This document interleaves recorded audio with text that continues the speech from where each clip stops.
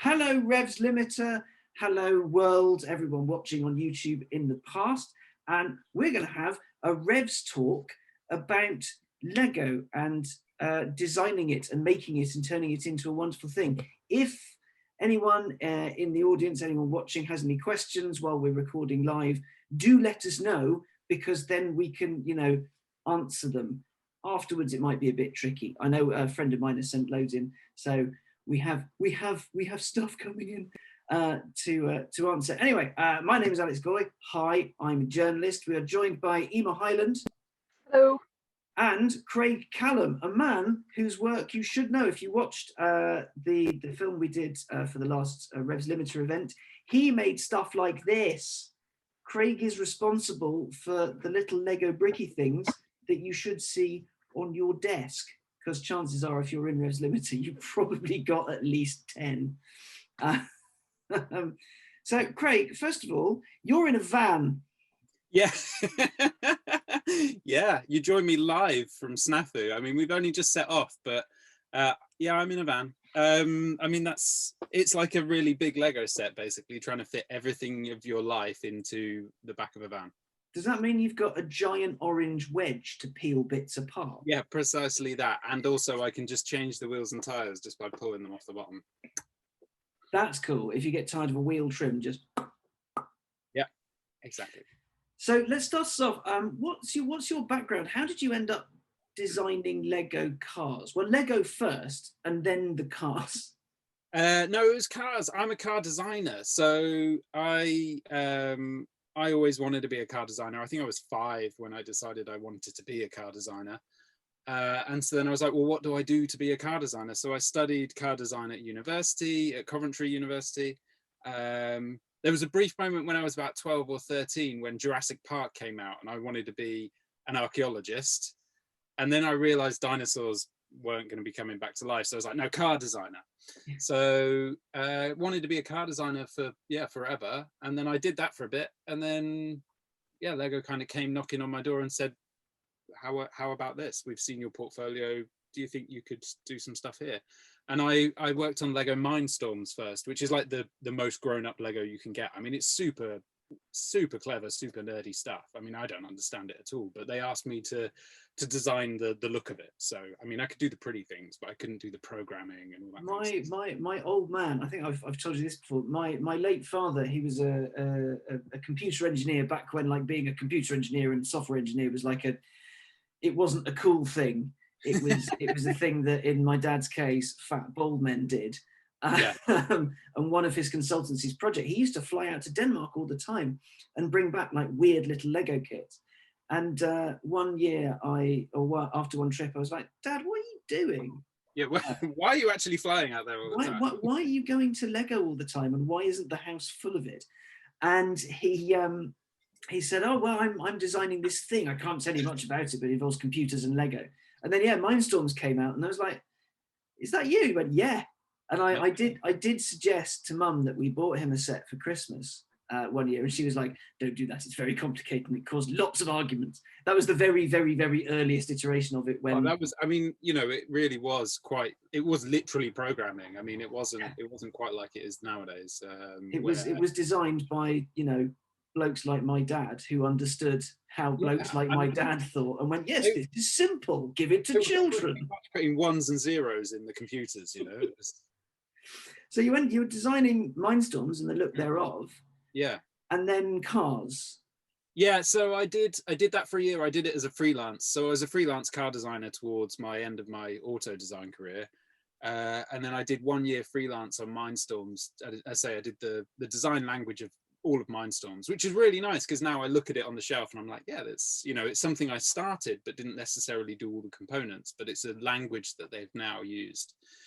And then after the year, I thought, Lego's a nice little place. Like, it was a really good family atmosphere. Whenever I went over there, I met new people and I made a lot of friends and thought, this is a cool place. I'd like to work here. So I applied for a job like any other person would have, but obviously I'd done a year there already.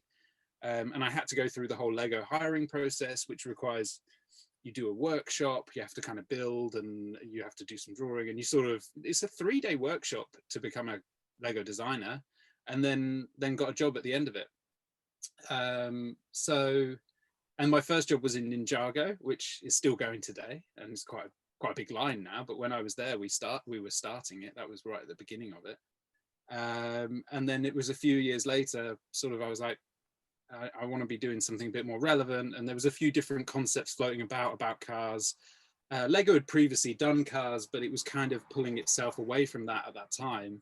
And I was like, this is something that's really missing from the portfolio, and some way that we can kind of address older kids. It was kind of thinking about kids, why do kids sort of drop out of Lego and what's relevant to them, and addressing that. So then I proposed, I mean, it was me and a few other people, we kept proposing cars and cars and cars. And then I was like, here it is, here's what could happen. And that was Speed Champions as a concept, where, you know, we're still sort of focusing on Lego and kids building, but we're bringing it a little bit up in age, and we're adding kind of that brand. Kids get interested in brands about sort of 10 years old, 11 years old. Suddenly it's not just about the fast red car, it's a Ferrari and it's a Porsche, and so we were kind of addressing that, where, you know, Lego City becomes a bit nerdy for them because it's just a red car. It doesn't quite look like something I know. They're more interested by brands.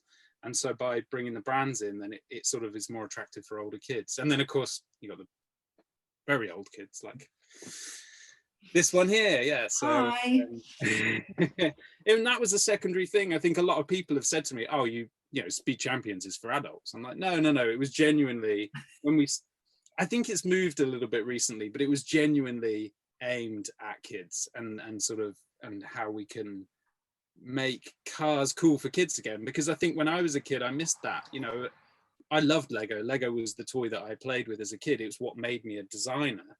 But when I got to a certain age, it was really hard. I used to use it to try and build things that I knew, real things that I wanted to kind of play with, because I was growing up and sort of trying to relate my play with real life.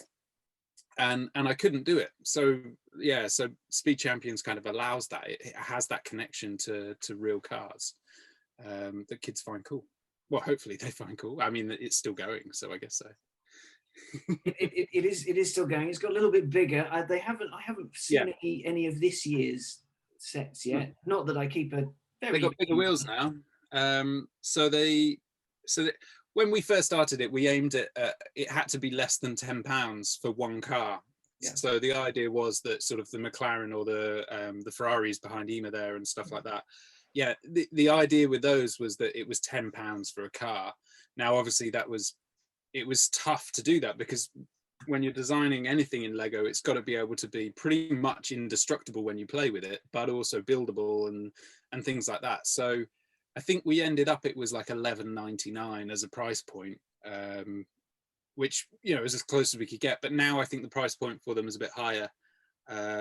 And so they're doing a bit more. So they're now like, I think they're like 2 bricks wider, and they've got bigger wheels as well, which, and again, it's aimed more at adults now. I think the age is sort of pushed up a little bit, and by doing that, you need to add that extra detail. We had a lot of fun with that as well. You know, in terms of scale, we built some that were sort of 2 wide, we built 4 wide, we built 6, and we had every option available. And then we're like, okay, what looks best and what's the best balance for the kids that we're aiming at? Because you could go, the smaller you go, you have to use stickers and graphics to kind of show stuff. And the bigger you go, you can build the lights and you can build kind of these details in. And we kind of had to balance that off and sort of have a trade-off between stickers versus building it. And also kind of how blocky you want it to be. I mean, you know, the earliest ones aren't the closest kind of replicas of a car. They are a Lego version of a car. They look like they're built out of Lego. I mean, they don't necessarily look perfect. And I think a really good example, actually, excuse me, is what Emma's got behind us. She's got the McLaren P1 and you've got the McLaren 720.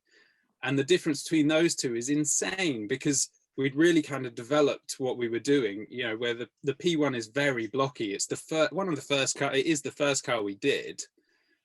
Whereas then you go to the 720 and we start to sort of add the curves in and we get smaller bricks, and we've worked out kind of how to play with that. So yeah, it's a trade-off. And so that's kind of, yeah, anyway, that's how I got to the cars from a real car to a Lego one. So Amy, you're a designer. Did Lego help you get into design? Was that the process?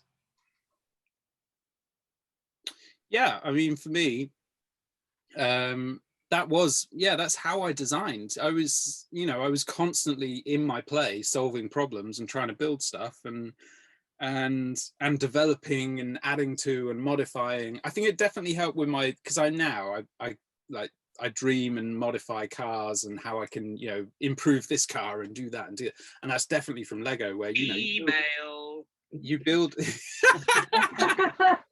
I thought that was on silent. That was me getting an email. Sorry. What was it? You sounded like you were just bored of me. Just like, no, email me.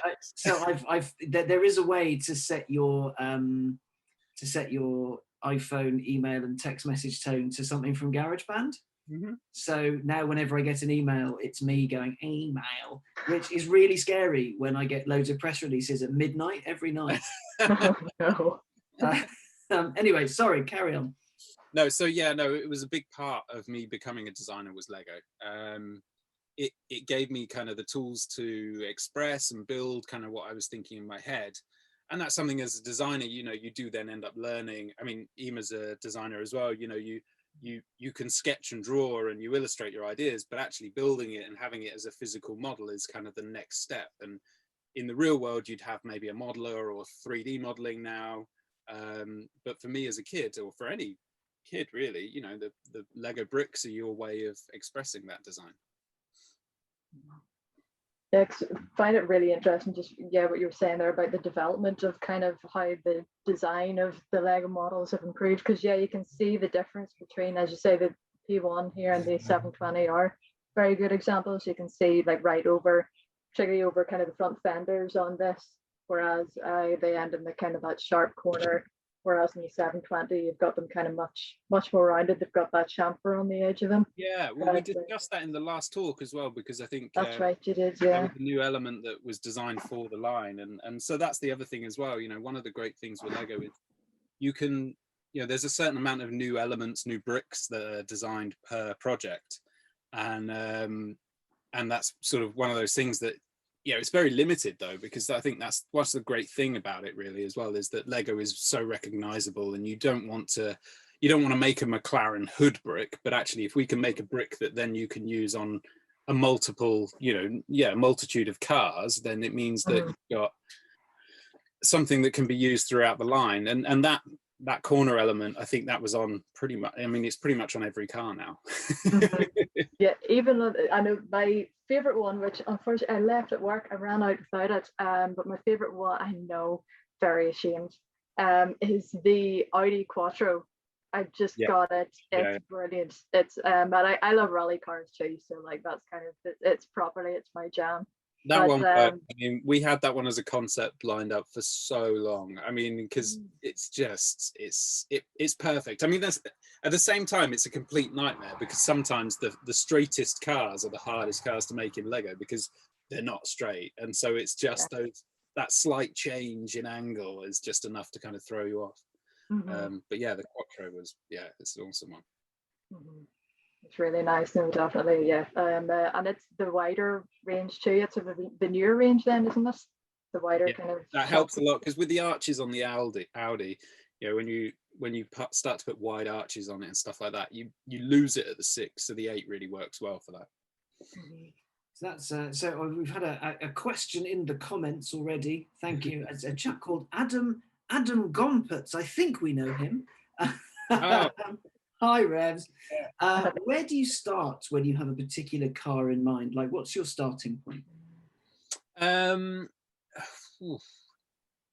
It's kind of hard, because I have to think back to the start of it really, because I think within the second and third year, we'd already built so many concept models of different cars that actually I forgot where we started with them. But actually, I think we did start with sketching, and it was thinking about the side profile of the car, and how we were going to get that to work. Because I mean, and again, something I mentioned last time, but the height of a brick can really change. Just one plate can really change the look of a vehicle, and trying to get that spot on to the proportions, because these cars aren't going to be perfect replicas, so we have to kind of do a caricature that really says that says I'm this car, rather than when you look at it, it's like, yeah, that's in the perfect place. So we normally, but 9 times out of 10, like the designers tend to work straight into bricks now. There's not much sketching going on. It's building. So they'll have, I mean, you know, as the designers will have the complete range of Lego bricks behind them in most colors, not all the colors, because obviously that's insane, and you'd have to have, you know, a desk the length of, well, it'd be a mile long or something. But It's like a desk. imagine. But so they have, you know, most of the bricks behind them, and then you build it and you'll just sketch it out with bricks. And then some of the designers like to work in 3D. So there's a lot of designers that work straight in 3D, and you've got a computer program that has all the bricks in. So you just build it in 3-dimensional on the computer. But yeah, so it's sort of sketch modeling really, but then the thing is, you build a sketch model and you can make it look really amazing, but then you've kind of got the reality of this has got to be played with, and a minifigure has, you know, a Lego man has to go inside it and things like that. And also we can't afford that many bricks, and, you know, because there's a price point that you have to deliver to. There's so many, you know, restrictions on what you can and can't do, that you have to kind of think about those things as well. So then you start with kind of a perfect looking Lego model, and then you kind of have to whittle it down until it's as close as you can get in the price point, and, you know, taking into consideration all those limitations. So when you were designing these things, when the project when your job became let's do speed champions, let's make cars, how was the approach? Did Lego say go to McLaren, Porsche, Ferrari, Bugatti and say, we want to make a tiny blocky version of your motor? Or did they come to you, or was it did one then lead into the other? Did Porsche see that Lego, there was a Lego Ferrari, and then it all shared, or what? There were some really good conversations about that, actually. It was quite nice. Towards the first year was really first year was really tough, because we had to go to these companies. I think some of them had sort of been in contact and said to Lego, hey, look, you know, you've not been doing anything with cars for a while, what are you doing? But actually mostly we had to kind of reach out to them, and then you're trying to sell them this kind of concept where, hey, we're going to make your car, but it doesn't look quite like your car, but kids are going to love it. And I think that was the thing. I think one of the most, perhaps it's a bit disappointing to say it, but a big selling point for these brands, of course, is that, hey, we can put your brand in a completely unique aisle in the shop, where that, you know, because every shop has an aisle, or, you know, that it is just Lego, and it's a completely unique space. And we could say to them, we can put your brand in that space that no one else can. That was a big point. But I think a lot of it, it took a lot to sell them in. I think Ferrari are very tough, because Ferrari are very protective over their brand. So, you know, if you're suddenly showing them a car that might look a little bit like a Ferrari, but actually looks like a bunch of red bricks with some wheels on the bottom, they question it a bit, and they need a bit of convincing. But they were quite open to it, and I think also, you know, we kept them on board for the whole thing, so they saw the whole development, and they, you know, we are very communicative with our partners in that what we're going to do and how we're going to do it. So yeah, it wasn't too bad. The first couple of years really trying to sell it in was difficult, because we didn't have anything, we didn't have any proof that this could work. We were, you know, this was just kind of some weirdo car designer has got ideas bigger than his boots in Lego, and has decided that all boys need these Lego toys in their room, and so it was kind of one of those things where it's like, who is this guy, and why is he coming up with this? But as kind of it took a couple of years. I mean, we developed it for about 2 years before it was ready. Did anyone ever say no? No, they didn't. We were lucky, I guess. I mean, no, we started with the big three, though, that we knew where we wanted to start. And I think also when there were complications, then we could kind of, and as you said as well, you know, we could mention that other brands are agreeing and coming on board and stuff like that. We kept it exclusive the first year, so it was McLaren, Ferrari, and Porsche. We did the Holy Trinity or whatever, where we had the 911. Yeah, we had those 3 cars, and I think that kind of helped. And then from then on, it was, people were approaching us, and we were kind of deciding what we wanted to do after that, which is really tough because, as a car designer, as a car fan, there's so many cars I wanted to do, and everyone would see and like, why haven't you done this? Why haven't you done this? Why haven't you done that? I'm like, I've got the concept. We only have so many products every year, and also in the grand scheme of things, Speed Champions was such a small project, such a small part of Lego. You've got things like City, you've got Star Wars and things like that, where they're doing like 30 or 40 products per year, and we did 6, 7. It was tough to kind of narrow down what we were doing. So normally we'd sort of try and squeeze them in. And then also you've got another thing as well, is that, as I said, we aimed it at kids. It was for kids. So maybe making a D-type wasn't the most exciting thing for them. There's a lot of vehicles that, as an adult car fan, yes, we do that car, of course, but as a kid, they don't know what it is. And so we wanted to make sure it was relevant, and so that there's cars that are available, and not that they're going to see around, because you don't stumble across LaFerraris in the street, but they, it's, well, some of us, Alex, don't stumble across. I mean, if you're in Mayfair, maybe. But it's that exciting, relevant vehicle that we needed to do. So a lot of the times we had to do that over kind of, a 250 GTO or something like that. But then when we could do those cars was when we teamed them up together. I think a really good example of that was the Ford GT and the GT40. I mean, the GT40 is an insane looking car for a kid as well, so it's not really a big problem. But we did that as kind of, you've got the heritage model and you've got the current model that's being shouted about and raved about that kids are going to love because they've seen it racing on the TV at Le Mans and things like that. And then the dads are like, well, but also there's the GT40. So we played that where, you have one and the other. And it also it's super cool because then the dad's building one and the kid's building the other if they're allowed. And, you've got a bit of bonding. You can have races on the carpet together. Precisely. What's better, dad's old one or Junior's new one? Yeah, precisely. I mean, yeah. So we had to kind of balance it that way. So there's a lot of things like where we've got, we did the Camaro, but we did the new Camaro alongside it and stuff like that. I don't think there'll ever be a set. Although actually we say that there was the F40 on its own, wasn't there? But I mean that's the F40. That's that's a different rule. I mean, you have just answered that Adam Gompert's bloke's question. Why didn't you do a Rover? I'm sure it's coming next. I mean, I left a lot of instructions when I left a few years ago, and I'm sure they're getting around to it. And one of them was Rover P5, P6. Oh, totally, obviously. SD1, Metro, please, for my first car, woefully underrepresented in the construction toy industry. I mean, the Metro's a good car, what can you say? But I think in Lego form it'd be quite difficult because it is just too boxy, but slightly curved. It's a egg. It was rubbish. I would buy one just to run it over. I had a Metro, but I just took the engine out of it straight away. I didn't even drive it. Did you put that engine in a Mini? Yeah, because that's the most sensible thing to do with a Metro.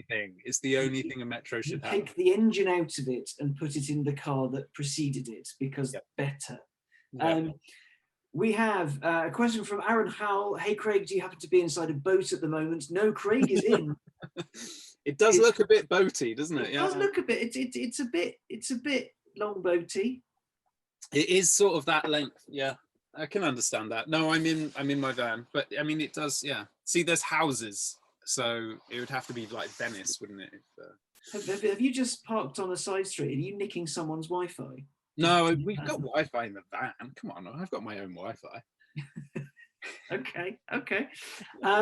Catherine Pearson in the comments has asked, do the constraints make the design challenge more fun, or do they take the fun out of it? Ehymer should answer that about design challenges though first, and then pass that hot cake over to me then. Yeah. I think it definitely makes it a lot more of a challenge, which I think is fun in itself. I don't know, it depends on the situation. I mean, it's if you're working on a project that has a lot of constraints, it's nice to then go and just sketch a car for the sake of sketching a car, or build a car out of Lego for the sake of building one out of Lego. So both, isn't it? Yeah, I think, you know, it's kind of, yeah, it's but at the same time, if you start with a blank sheet of paper with no constraints, you can very easily just go nowhere. You go, you know, it's the constraints that help you kind of figure out, right, you know, what am I going to do here? Am I going to build a you know, I'm going to build a 2-seater, or am I going to build a 4x4? So I think the constraints can help guide us in the right direction. yeah, no, I agree with Ina there. So I think that's one of the things as well with Lego. It's a very specific set of constraints that you kind of know straight away. So it can be a challenge, because you have to kind of, you often, and I think it's the same in car design as well, you'll design kind of the perfect thing according to what you think, and then the constraints often change as well. So, you know, you might design the perfect car, but suddenly, you know, your door is 10 centimeters too long, and that changes everything. And it's the same with Lego. You know, you design the perfect Lego model, and then it's like, actually, we need to take 3 bricks out of it.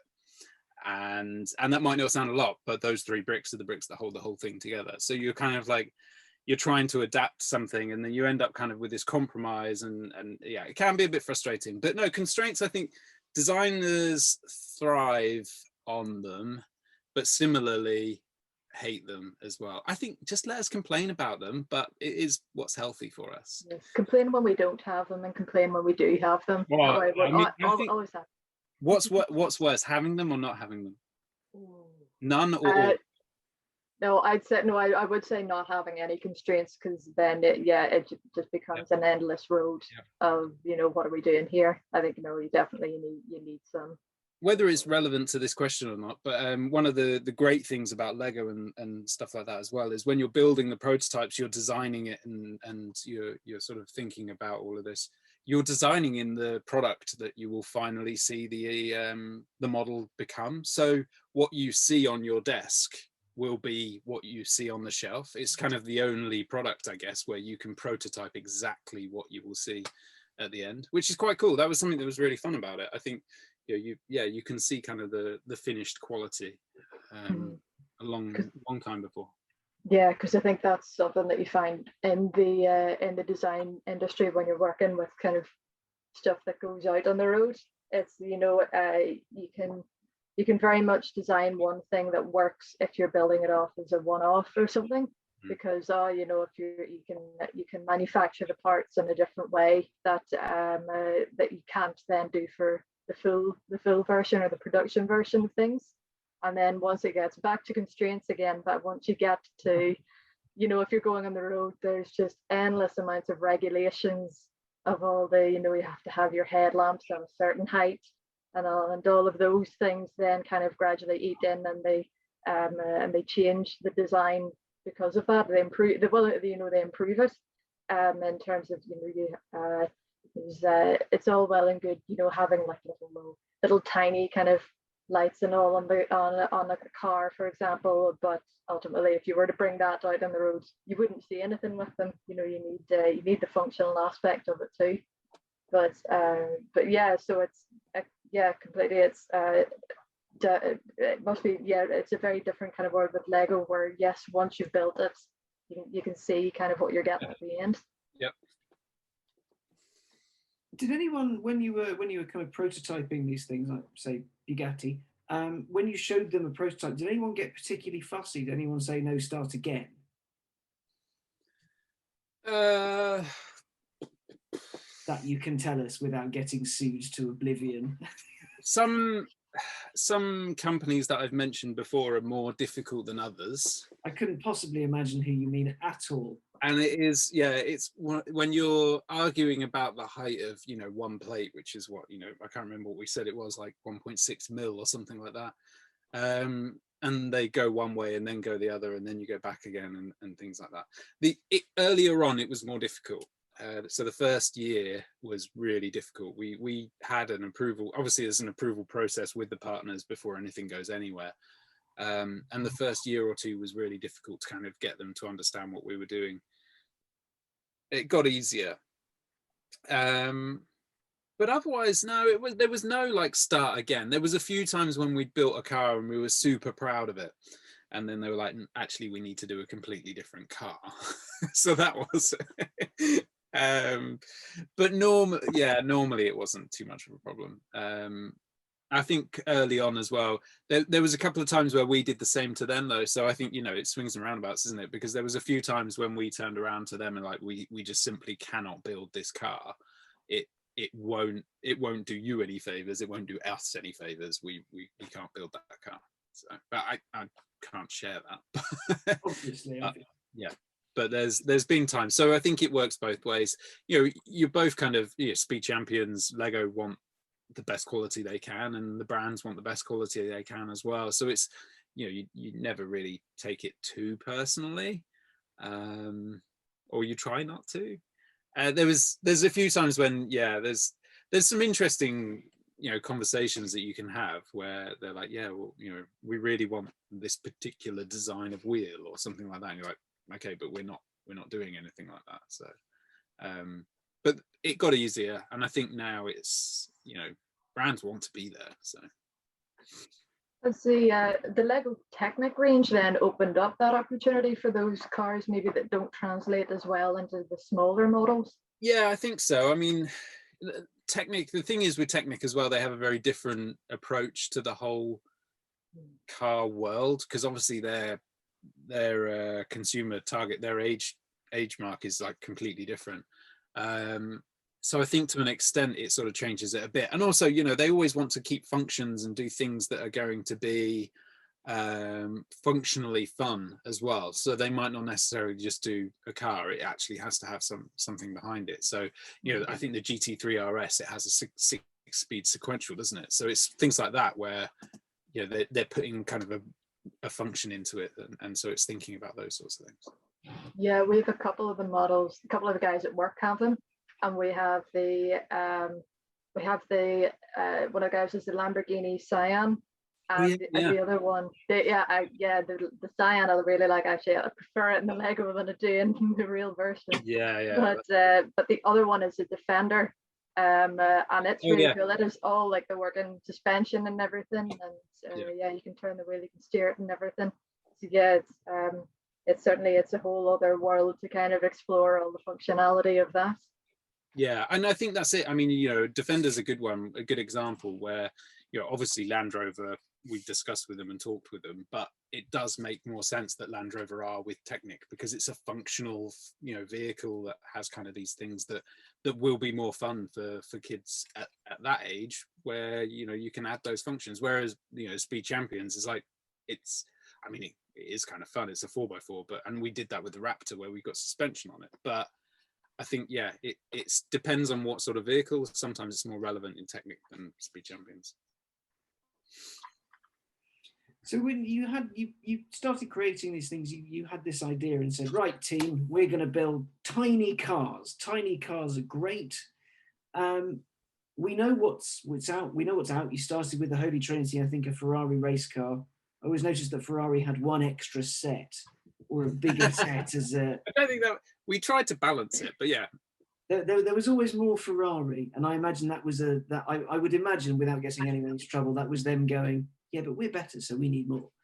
I think also just when you talk, the thing is, we're car fans here, and so we know that, okay, Ferrari's a brand, and McLaren's a brand, and Porsche. The amount of fighting I had to do to get McLaren even visible there. Because in the car world, McLaren is like, yeah, McLaren, of course. Yeah. But in the normal world with normal people, like, they know cars to some extent. They've heard of Ferraris and Lamborghinis. McLaren, maybe. Yeah. But actually, it's not such a big deal. So the reason I think early on there was more Ferrari is because Danish people know about Ferrari. In the marketing world might know more about they know Ferrari as a brand, so it's much easier to say, hey, we're going to do these Ferraris, and they're like, yeah, sure, Ferrari. And then it's like, hey, we're also going to do a McLaren, and they're like, what now? Right. So I think some of that is to do with that, but also, you know, that trickles down as well, because, you know, parents that are buying the cars also are thinking the same sort of way, where they're like, I know Ferrari, I don't necessarily know McLaren. I think that's changed a bit more now, but it's still, you know, at the time it was that Ferrari a stronger brand awareness. I mean, I think at the time actually they were kind of the most brand awareness brand other than Lego. I think it was those that were the two most brand awareness brands in the whole brand awareness hierarchy. That's quite cool. So of all these cars that you've designed, and we, as I say, we know the ones that are out, you know, I've got shelves of them, people have shelves of them, they proudly show off their collections. Which ones didn't make it? What haven't we seen that could have been?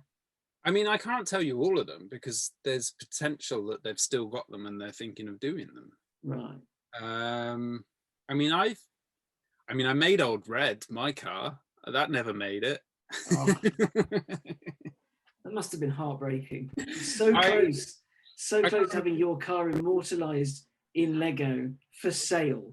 It was so disappointing. I think I told the story last time, which was that, you know, we did a kids test where we had a red and white striped hot rod versus a black hot rod with flames on it, and they of course chose a black hot rod with flames on it. And I just went home like, maybe I'm not that cool anymore. Like, no one thinks I'm cool. No, it is the children who are wrong. Yeah, I tried to kid myself into believing that, but no. Yeah, so Old Red, no, but then there's lots. I mean, the thing is, we've built everything. I think I had a Pill P50 on my desk, so I mean, we're never going to do a Peel P50. I mean, who even has the license to peel now? So yeah, there's loads of cars that we made that might not necessarily make it. I mean, the Mini was a really cool one. So the classic Mini and the off-road Mini. But alongside that, I had like the Italian job Minis. I had all three in red, white, and blue. And I had an Italian job bus that they all went into the back of.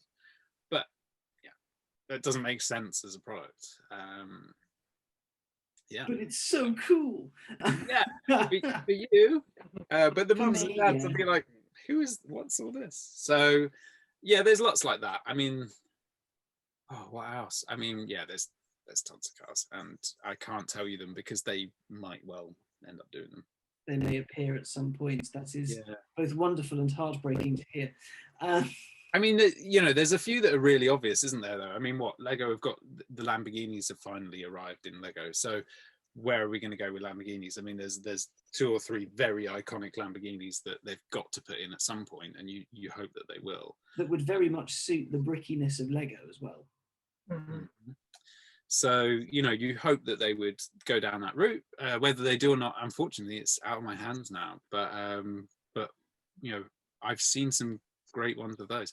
And also, you know what? There's so many people on Instagram building them now. I mean, Speed Champions kind of started this thing of 6-wide cars, and now some of the fans are building some amazing cars. I mean, and some of them are ones that we obviously had as concepts and thought about doing, and then you see them and you're like, oh, why didn't we do it like that? budget and time and complicated. Yeah, I actually, one of the ones we did do that probably we'll never see is the 550 Spider. So I did James Dean's 550 Spider, the little bastard, and yeah, obviously for obvious reasons that won't happen. I mean, part of the dark part of me thinks that it's probably a good thing that the minifigure would come in 2 parts when you have the kit. Or we make it really unstable so it falls apart whenever you play with it. Anyway, and if you give it to someone as a gift, it would fall apart on them and they tread on a Lego brick or something. Yep. The cursed 550. So that got very dark for what's yeah. I mean, that's precisely why it never got done. Oh man.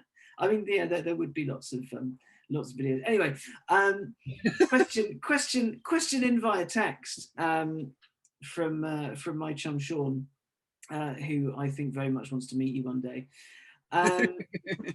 Well, he sent me literally thousands.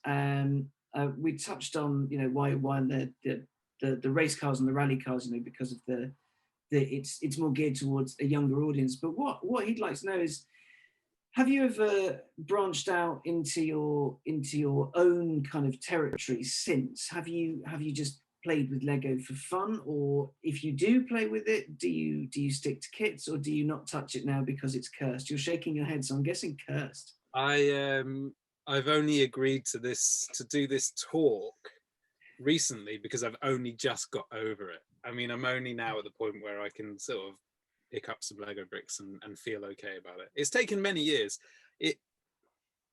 It's not that I didn't love it anymore. It just kind of like it's an association thing. But no, generally I get called in to help people put their Lego sets back together, and I don't use the instructions and stuff like that. You never forget it. Like you end up you can find your way around bricks so quickly. But no, I don't even have any. I don't have any around, it's a bit sad. It'll change. Like in the future, I'll be more reminiscent and probably look back with rose tinted specs. But right now, no, I don't really play with it at all. I just fix people's models for them. Like Ehymer, I think she broke hers a couple of times. I had to come into the office and rebuild her models for her and stuff like that. So just do that. I broke them deliberately, actually. That was what happened. It was all a test. It was sabotage. Craig, can you come in? I've accidentally, the wheels come off and yeah. And then obviously, so I've got nephews and nieces that constantly badgering me to play Lego with them, and then they take great but I tend to turn whatever. It's more recently as well, actually, with Sam's family. I tend to turn their Lego sets all into cars. So they're like, hey, can you come and help me build this thing? And they've got like this beautiful Lego Friends, I don't know, hairdressing set or whatever. And I just build another hot rod for them. And they're like, thanks. But that set doesn't even come with wheels, Craig. Oh, yeah. Well, that was it. You know, that's how it works. I pride myself on making the weirdest things out of Lego you can think of, because I remember back to my the work, like the recruitment process, where you get given like one set. So you do one where there's a drawing task and there's a design task and there's all these other tasks. One of the tasks for the recruitment when I was recruited as a designer was, here's a Lego set, build something that's not the Lego set that's in this box. And it was a big spaceship box. I think it was like some white spaceship thing with like people in it and stuff like that. I don't know, I can't remember what it was, but it was like this big spaceship and like a space kind of station and things. And then I made a really big wobbly cat, and it was like this, it was a life-size cat with like joints and things like that, and you could kind of like sit it down, and it was like just this big cat, and everyone else was like trying to build like different spaceships or different car, or trying to get a car and stuff like that. But yeah, so I like the idea of thinking well and truly outside the box.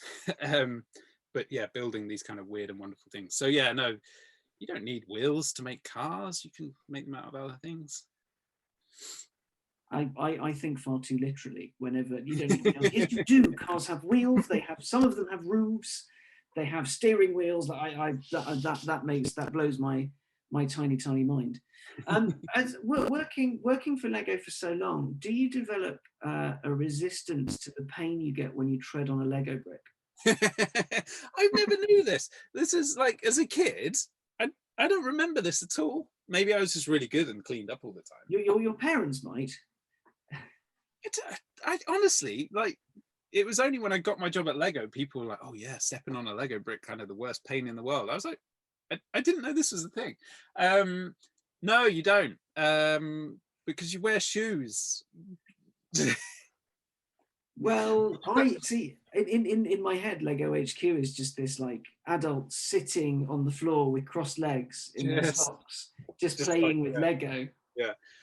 But actually, well, the funny thing is, Lego HQ is in a town called Hyland in Denmark, where like Hyland in Denmark is literally just Lego. I mean, there's no other kind of, there's a few other businesses there, but like it started, that's where Lego started. It's taken over the whole town. I mean, the town is now a Lego town. Everyone works at Lego. Everyone eats and breathes Lego. But talking of stepping on Lego bricks, you walk around the streets of Hyland, and like in the gutter and sort of along the pavement and everywhere, there'll be little Lego bricks everywhere, because and it's not a littering thing, but sometimes, you know, they'll get stuck in the sole of your shoe, and you'll sort of be walking down the street and you'll just see like a random Lego brick where it's, yeah, it's kind of like a bit of gravel over there.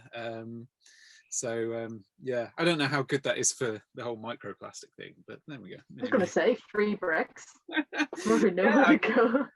There's a challenge. What can you build out of the Lego you find discarded on the streets of Billund? I like that. That would be fun, wouldn't it? That's a good idea. That would be, well, it would be fun, but then you have weird floor Lego and you don't know whose shoe it's been in. Yeah. But you do, yeah. And also I think after a few years you get totally used to your washing machine just having Lego in the drum. You know, most people are like, oh, you've got kids? And like, no, this is just no, I live on my own actually, and that leads a whole other line of questioning. Yeah, it can be a concern for some. I mean, here am I talking, but still. Another one via text, and this is an odd one because this brings together both of your expertise in design and will require some engineering. And I know McLaren has already partially answered this question, but not to the extent that I could just fob the question off with, no, it's already been done. Would it be possible to make a road legal, fully functioning Lego life-size human fitting car? Because I know McLaren's they built a Senna and a 720S, like full size out of Lego, but they didn't move. Yeah, well, they did it, but it wasn't Speed Champions. Lego did it with Technic, and it was a Bugatti. They built you need to look this up, it's amazing. They built a life-size Lego Bugatti Chiron, I think it was, and it was powered by Lego motors, and absolutely everything was made out of Lego apart from, I think, the wheels and tires. And then the test driver that has driven the Chiron to the fastest speed in the planet, whatever that it is, drove it down the road, and I think it did like 5 miles an hour or something. But genuinely, they've done it. It's amazing. That's insane. Yeah, I mean, I think it's still in one piece, but it was amazing. It was like, I couldn't believe it, and I've seen what people can do with Lego. I mean, it's, yeah. Can you imagine the crash test on that? You'd just be sort of this guy would just be skidding down the road. Just help. And then there's treading Lego, then there's crashing an entire car. See, if you thought standing on Lego was bad, yeah, imagine that. But no, they did it. I mean, Technic Lego's obviously, you know, a little bit stronger, but the whole thing, it's a life-size Chiron made of Lego that then drove down the road. So future project cars then. Yeah, there's project cars. Do that. Never mind. Yeah, never mind buying a project car. Just buy a load of Lego and build your own. I mean, could you just imagine the kind of trouble you've been? Oh, where's what's his name? Well, in the shed working on the project car. Oh, what's the project car? Well, it's a life-size Ferrari F40 made out of Lego. I'm sorry, what? One second. I have many follow-up questions. One addressed about you, and the rest about that. Why are you still here? Are you okay? But no, we did loads of life-size ones. And also, actually, my favourite life-size one we did, which was the McLarens were good. I did like doing those, but the best one was definitely, we did a 911. We did the 930 in lime green, the turbo, but we did a life-size Lego version of the life-size car. So it didn't look like the real car. It was a life-size Lego car. So it was like huge bricks. It was brilliant. That was my favorite one. That was like one of the ones that I wanted to take home, but sort of they're quite big. So which was the orange one? Was that the GT3? Because I remember seeing that at Geneva. They had the model of it, and then they had the full size one. Yeah, it was class. It was really good.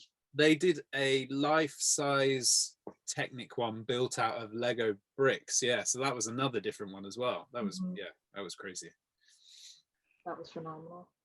I want that. I want that Lego in my house. I know. I like the full-size green one. I was like, is there somewhere? And then they said, well, yeah, you could have one, and you could buy one, because they were like mold, because obviously they were specially molded, but I couldn't really afford it at the time because it was the price of my house. Yeah, I mean the price points on this was what, 12 quid. Yeah, it was about 100,000 more than that. 100,012 pounds. I don't know how much. It was, I think it was 20 or 30,000, something like that. Which isn't too bad, you know. You sort of you start to weigh up, kind of 20 or 30. Okay, I could do that, and then I do that. And you start to think that maybe it's achievable, and then you realize it's for like a massive Lego model. It's not worth a large immovable hunk of plastic. Yeah, it moves your life forward in no way whatsoever. It's just a thing you have in your garage or in your garden. Is Lego weatherproof? Could you leave it in your garden, or would it slowly melt over time? That'd be fine. The UV doesn't. The white bricks don't like the UV. They do tend to kind of lose their grippiness to each other. There's a word for it, but it eludes me. But otherwise, yeah, it's not too bad. I mean, plastic's great for that, isn't it? The click clackiness, the Lego-ness. The clutch power. Is that what it's called? Yeah, the Lego clutch power between the bricks. That's mega. That's pretty cool. Mm-hmm. So you've told us how you got there. You told us kind of the story of working with brands, and how you put these, how you ended up creating these. You are responsible for a lot of them. It's like nearly all of them. What are your top 5 of the Speed Champion set? Top 5. That's a bit easy. It's when people ask me my one favorite one that I struggle. No, you see, because people always ask me what's the best car you've ever driven, and it's like, I can't tell you that. That's cheating. Like, no. Yeah. Top 5. Okay, let's have a think. Well, one of them probably has to be the hot rod, even though it's not my hot rod. It's Old Red in spirit. In spirit, it's Old Red. It's got the number plate. It's got Old Red's number plate on it, so that was it's kind of there. Nick Mason's 250 GTO, which is in the big Ferrari collector's set or something, I think it's called. There's a big Ferrari collector's garage, I think it's, and in that there's Nick's GTO. We've got there's a few different cars in there, but yeah, the GTO was my favorite one. The Mini, just because it's 5 modules wide rather than 6 modules wide, so it's like it's actually mini compared to the other cars, but it like proportionally just works perfectly with all the other cars. So the Mini. I think I'm going to go for the 720, the McLaren 720S, because it's like a designer's set. Like it's got the little model of a car in there. It's got the original pool house design sketch in there. Like it's kind of like a car designer's little tribute. Like for me, that's like, hey, car designers, this is what you do. Well done. So that one, I'm allowed one more. I like the Mustang, but I like the GTs. The Ford GTs are good. I'm gonna go with the 930 Turbo in white that you've got there. Yes, finally, I'm justified. Yes, it's full of cones, but.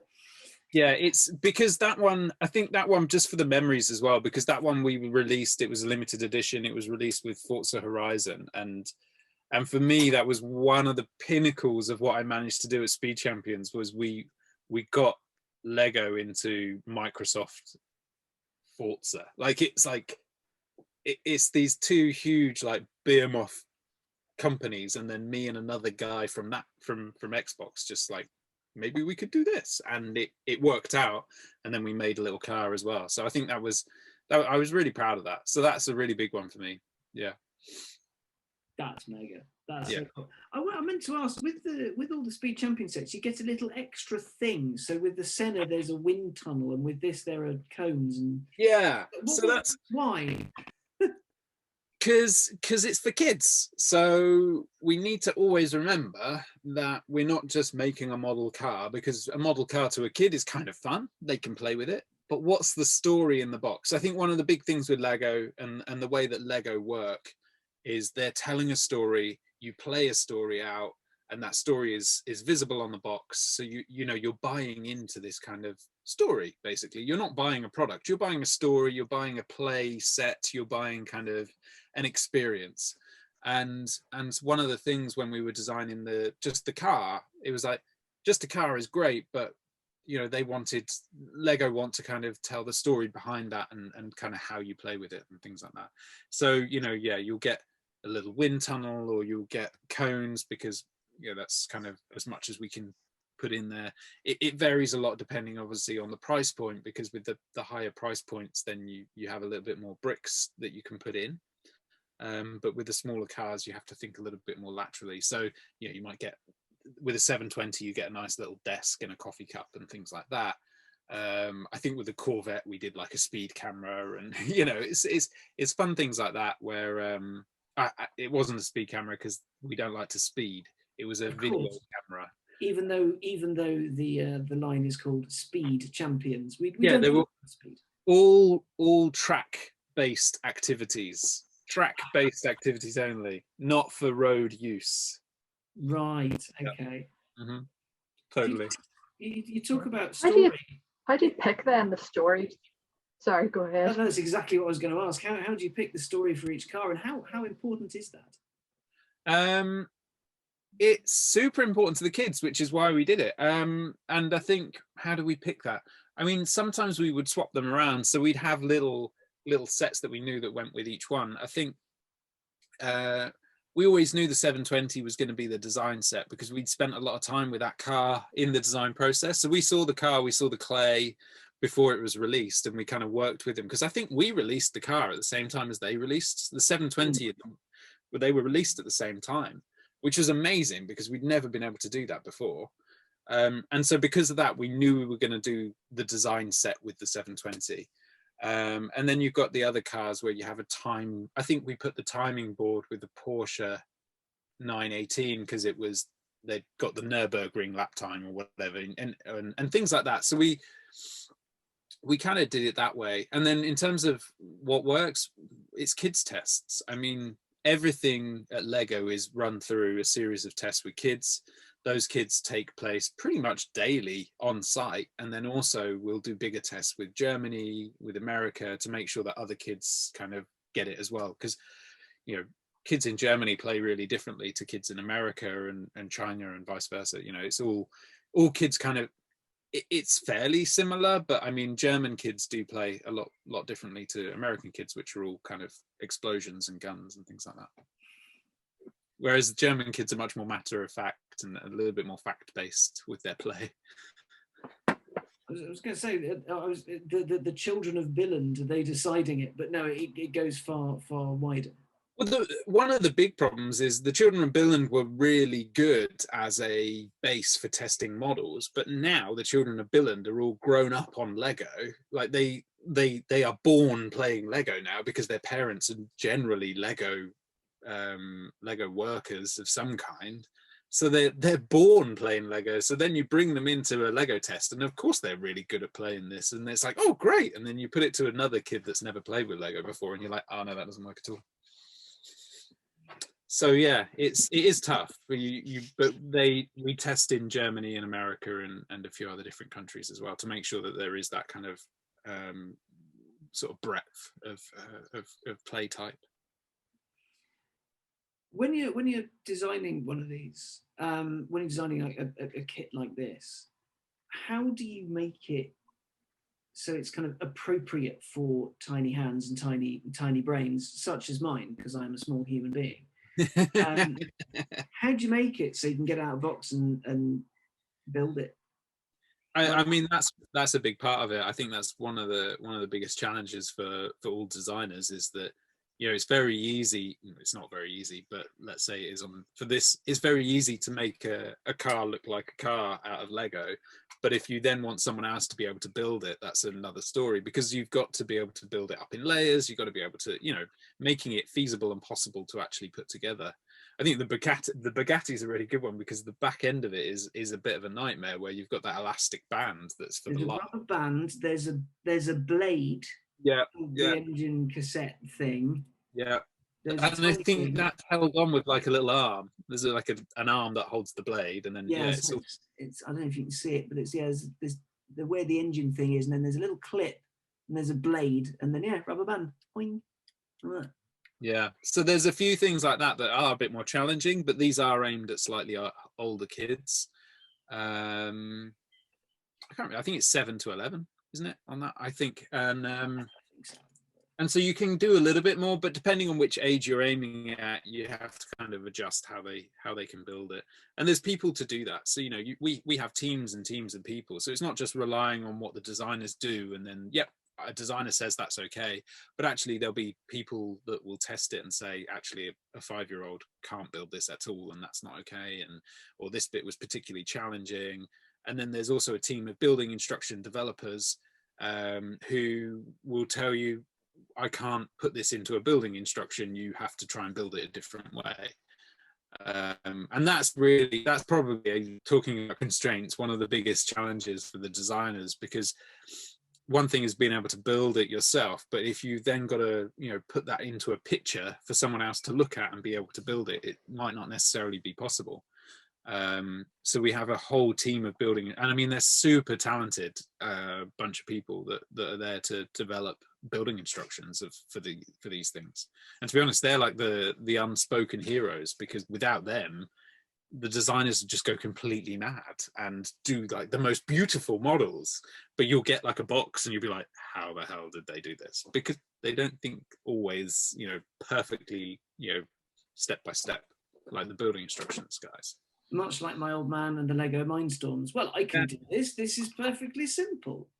Exactly. You know, designers are, when they first get there is one thing, but they are staring at Lego bricks day in, day out. So at some point, you know, you get to a point where, yeah, you might not necessarily have that connection. So it's really important to have this team of people that kind of almost outside of that to help you kind of bring that back to reality.